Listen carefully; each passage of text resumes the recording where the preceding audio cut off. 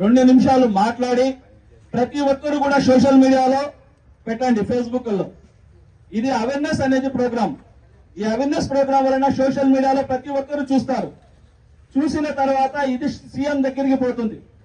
అప్పుడు ఈ ఫేస్బుక్ లో ఏం జరుగుతా ఉంది, సోషల్ మీడియాలో ఏం జరుగుతా ఉంది అనేది అందరికీ ఒక వైర్లెస్ పోయింది. కాబట్టి ఖచ్చితంగా వాళ్ళు కూడా ఆలోచన చేసి ఈ అసెంబ్లీ తీర్మానంలో దానికి వ్యతిరేకించినట్టు బిల్లు పాస్ చేయాల్సిందిగా కోరతారు, వాళ్ళు కూడా చేస్తారు.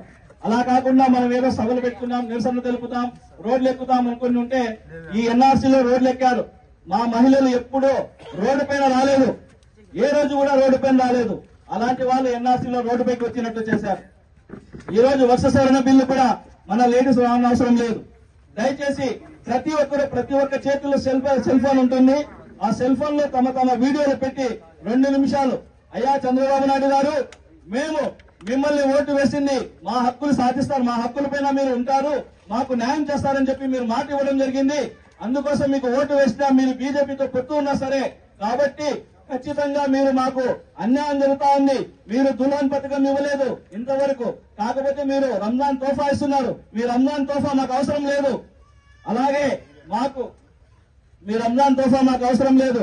అలాగే మాకు కావాల్సింది వక్ఫ్ సవరణ బిల్లుకు వ్యతిరేకించినట్టు మీరు అసెంబ్లీలో తీర్మానం చేయాలి అని ఒక వీడియో చేయండి. ప్రతి ఒక్కరు చేయండి. ఇది హిందూ, ముస్లిం, క్రిస్టియన్ ఈసారి అది కాదు, ప్రతి ఒక్కరు చేయాలి. తమ భూములు కాపాడుకోవాలంటే ఇదే మొదటి అడుగు. కాబట్టి సోషల్ మీడియాలో ఒక వైరల్ గా మారుతుంది. ఖచ్చితంగా సీఎం కూడా దిగి వస్తారు. కాబట్టి ఈ చిన్న సమయం నాకు ఇచ్చినందుకు ప్రతి ఒక్కరికి ధన్యవాదాలు తెలుపుకుంటున్నాను.